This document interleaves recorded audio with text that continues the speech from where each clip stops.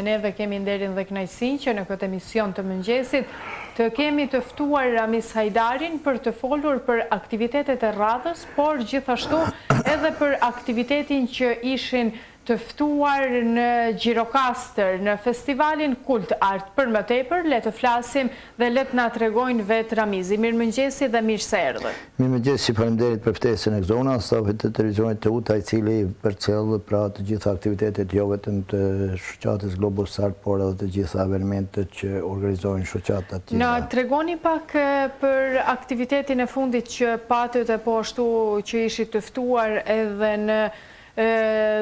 festivalin Kult Art. Çfarë do të thotë ky festival? Atëherë sa i përket këtij festivali, pra është një festival i cili përket domethënë kulinarisë, artizanatit dhe performancave të ndryshme muzikore, pra është i shtati me radhë si Kult Art, ndërsa unë kam qenë pjesëmarrës dhe bashkëorganizator edhe i festivaleve tjera, të cilit është Argjiro Fest, edhe është ku i 18 kur në lidhet Kult Art dhe Argjiro Fest. Kështu që kësaj radhe kemi marrë pjesë, pra kanë qenë performancat nga Ulqini, pra ka qenë kori i shkollës Vllazërim Bashkim, të cilët me të vërtetë janë shumë të mirë, domethënë performojnë shumë bukur, edhe i falenderoj shumë drejtoreshën Ardita Kovaçin, falenderoj gjithashtu Blendi Maçari, i cili është një profesionist shumë i mirë, pra një dirigjent shumë i mirë, edhe Arbnorin Deden, i cili është një sintetist shumë i mirë.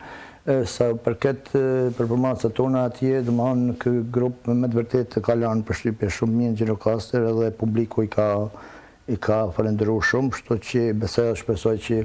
përsëri ata do të marrin pjesë edhe në ndonjë evente të tjera të radhës. Gjithashtu kanë marrë pjesë edhe një grup artizanësh nga Kosova, nga Maqedonia, pra unë kam pas domethënë grupin tim si bashkëorganizator diku rreth 53 marrë duke marrë parasysh pra korin, pra solistët siç është Blenda Habibi dhe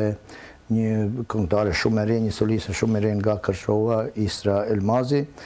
Kështu që besoj dhe shpresoj që do të vazhdojmë, pasi që unë kam bashkëpunime shumë mira me qytetin e Gjirokastërve, pra ka 18 vite që bashkëpunoj pra në evente të ndryshme.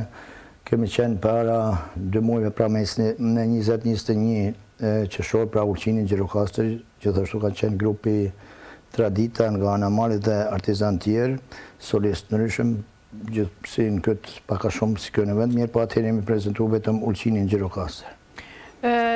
Si ju pritën ata atje? Jeni të kënaqur me mikpritjen e Gjirokastrës dhe si ishte pritja atyre? Po, gjithmonë Gjirokastra ka qenë një qytet mikprit, se ka tradita shumë lashtë, një qytet historik, pra Gjirokastra quhet atë qyteti i gurt, pasi që kanë ruajtur atë etnografinë e vjetër pra të punimit të gurit, pasi që atje ka shumë mjeshtra që punojnë dhe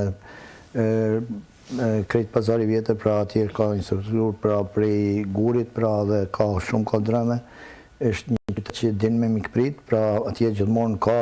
shumë manifestime, pothuajse çdo javë, sidomos prej muajit mars deri në fund tetorit, kështu që mikpritja ka qenë mirë, edhe unë asnjëherë nuk bëj kërkesë zyrtare, pasi që njihem shumë mirë edhe me kryetarët e bashkive tjera që kemi pas bashkëpunim më përpara. Edhe shpresoj që edhe në të ardhmen do të marrin pjesë pra në evente tjera që atje organizohen pra gjatë para vitit të ri, mas vitit të ri, edhe besoj që do të marrin pjesë edhe në evente tjera. Ju si shoqata Globus Art, me sa përfaqësues ishit të ftuar atje, me kë shkuan? Po, si thash, pra shkuan me korin e shkollës Vllazërim Bashkim edhe me artizan tjerë të treva shqiptare, me artistë televizore. Kishte nga Ulqini artizan? Po, pri Ulqinit kësaj radhe nuk kena pas artizan, nuk kena pas korin, si shtash, por herën tjetër, pra që kena qenë si Ulqini Gjirokastër me 21 qershor, kena qenë 9 artizan pri Ulqinit, kurse kësa herë kena pas domethënë korin e Ulqinit, jemi prezentuar me korin, edhe unë jam prezentuar si shoqat me artizan tjerë që janë shoqat teme prej Kosovës edhe Maqedonijet. edhe Shqipënisë. Ju si shoqata Globus Art, sa keni ndoshta edhe për krahjen e institucioneve lokale për këto panajire që merrni pjesë në vende të ndryshme të rajonit? Se përkes për krahjes, pra nuk është aq sa duhet, pasi që duhet me pas për krahje ma tepër, pasi që unë organizoj shumë evente, sidomos në kohë këtë vit kam organizu 6-7 evente pra të ndryshme në pazarin e vjetër të artizanëve. Shtu që besoj dhe shpresoj që në tarmen kishtë më desh ma tepër edhe komuna Ulqinit nështë edhe organizatë turistike edhe komunalja edhe gjithë institucionet tjere të bëhen bashkë më thonë që të promovojnë sa ma tepër pazarin e vjetër pasi që aty ka nevojë të mahen ma tepër evenimente sepse është një pazar i vjetër dhe duhet promovohet sa ma tepër. Unë shoh që në pazar vjetër kur ka manifestimet, dhe më thonë, kur organizohem diçka pak të ati stilit vjetër, pra etno, turistëve u pëlqejnë, pra turistëve u pëlqejnë shumë, mirë po besoj që nështë janë disa gabime që Komuna Ulqinit, pasi që kena po organizohen disa evente shumë edhe po shpenzohen shumë ma tepër pare në plazhin e vogël, pra kanë pasur koncerte, për shembull koncerti Ahmet Reza Bagiçi që është shpenzuar shumë ma tepër pare edhe unë thëmë që turistëve nuk u interesan muzika e pop rock, se normal që Ahmet Reza Bagiçi është një këngëtar shumë i njohur mirë, po unë thëmë që duhet pak mu interesu ma tepër Komuna Ulqinit që me promovu pazarin e vjetër, pasi që eventet që ma jonë kushtojnë nështë 20-30 herë ma pak, edhe turistët i dojnë ma tepër, turistët e ujë dojnë me pa ma tepër veshjet tona, etnografin tonë, traditën tonë e Ahmet Reza Bagiçin, se Ahmet Reza Bagiçin që në një muzikë pop rock ata kanë kudo edhe në Gjermani, në Hollandë ose në Belgjikë, kështu që mendoj që është gabim i madh që shpenzohen shumë të holla pra për disa artista që njihen, por që i njohim na, por që tujve nuk u interesan edhe aq.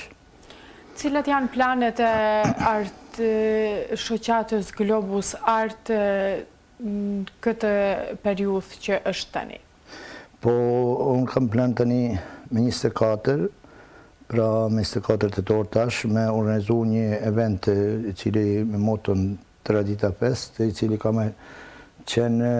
një event pak më ndryshe se ta tjerë që kam organizu. Ku do të mbahet? Gjithmonë po në pazarin e vjetër, edhe do t'jenë disa veshje të ndryshme të trevave shqiptare, pra do t'jenë veshjet e vjetra të traditës së lumës, kuksit, tropos, që janë një ndërveshjet më të bukura të trevave shqiptare. Do të jetë si ndonjë farë lloj panajirit apo? Po, është